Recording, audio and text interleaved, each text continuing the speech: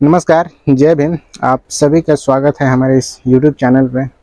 आज का ये जो हमारा वीडियो है, हमारी ये जो क्लास है, इसका उद्देश्य जो है कि भारतीय संविधान के जो भाग 1 है उसमें संघ और उसके राज्य क्षेत्र से संबंधित जो प्रावधान किया गया है उसके बारे में हम लोग डिटेल डिस्कशन करेंगे, समझे ना।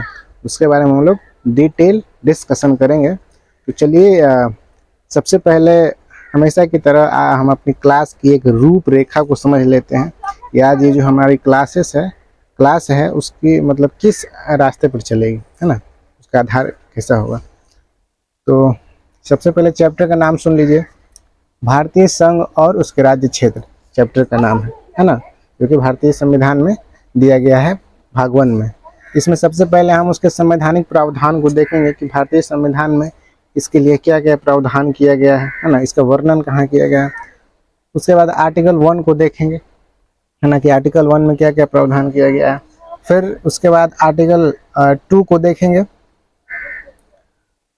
उसके बाद आर्टिकल 3 भी देखेंगे। साथ ही साथ भारत की जो राज्य क्षेत्र है उसके बारे में भी हम लोग चर्चा करेंगे। इसके अलावा आर्टिकल 4 को भी हम देखेंगे। फिर राज्य पुनर्गठन अधिनियम आया था 1956 में, उसके बारे में चर्चा करेंगे।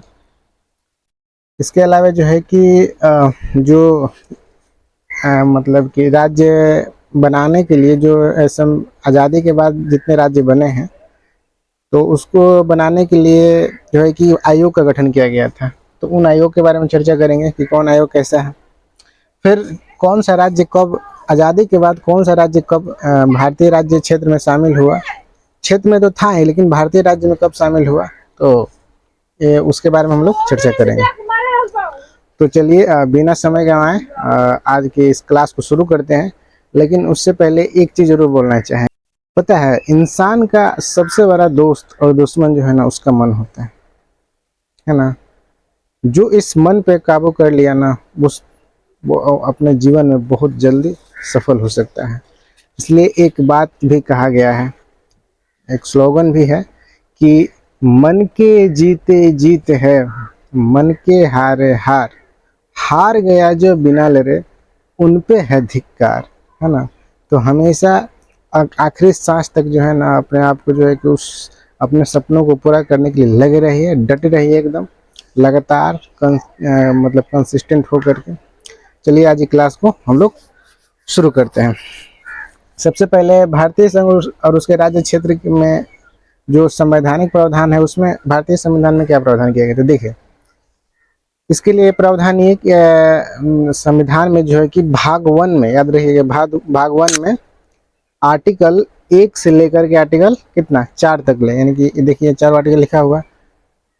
आर्टिकल 1 से लेकर के आर्टिकल 4 तक ले जो है कि इसके बारे में प्रावधान किया गया है, किसमें, भाग 1 में। ठीक, आगे चलते हैं।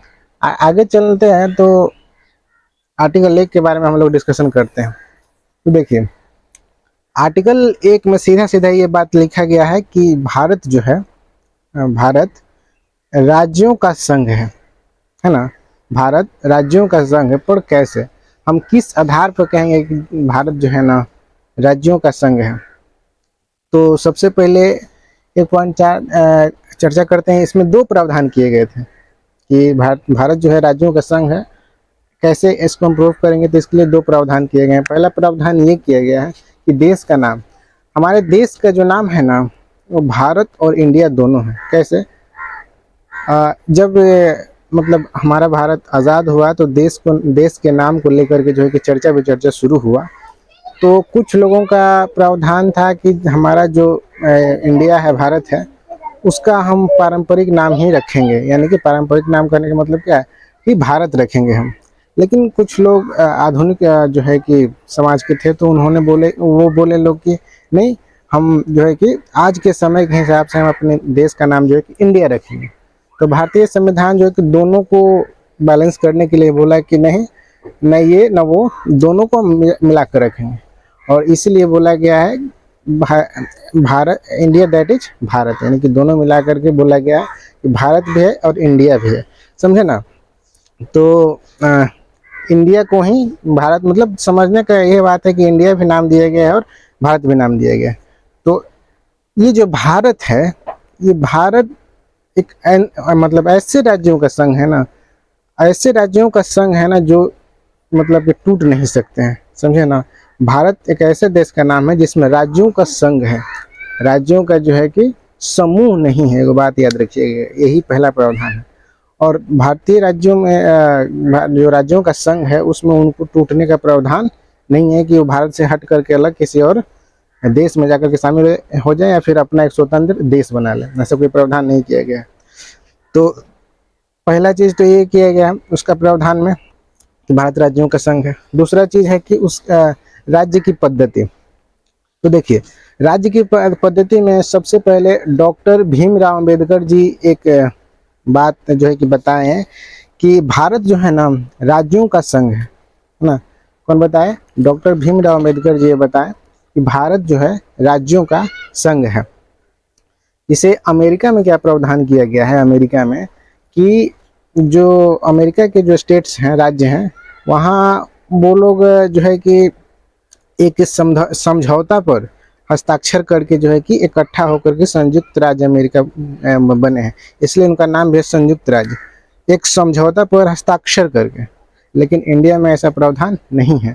इंडिया में जो है कि राज्यों का संघ बनाया गया है, और ऐसा संघ बनाया गया है बिना हस्ताक्षर के। ठीक है, भारतीय संविधान में सारे राज्यों के बारे में प्रावधान किया गया है, तो भारतीय राज्य जो है किसी समझौते का परिणाम नहीं है, ये बात याद रखिएगा। वो जो है कि कुछ लोग स्वेच्छा से, कुछ लोग नहीं, कुछ लोग स्वेच्छा से इसमें शामिल हुए, और कुछ लोग जो है कि समय समय पर धीरे धीरे करके वो लोग भी, कुछ को शामिल किया गया, कुछ को जो है, कुछ पर जो है कि विदेशियों का अधिकार था तो उनको हटा करके जो है कि जैसे पुर्तगालियों गोवा पर अधिकार था तो उनको हटा करके, उनको खदेड़ करके जो है कि भारत में गोवा को मिलाया गया। तो इस तरीके से जो है कि भारत राज्यों का संघ है, और किसी समझौते का जो है कि क्या बोलते हैं परिणाम नहीं है। लेकिन अमेरिका में ऐसा है कि वहाँ पर सिग्नेचर होकर के सारे राज्य जो है कि सम्मिलित हैं। तो मुझे लगता है कि आर्टिकल 1 जो है कि आप लोगों को समझ में आ गया होगा।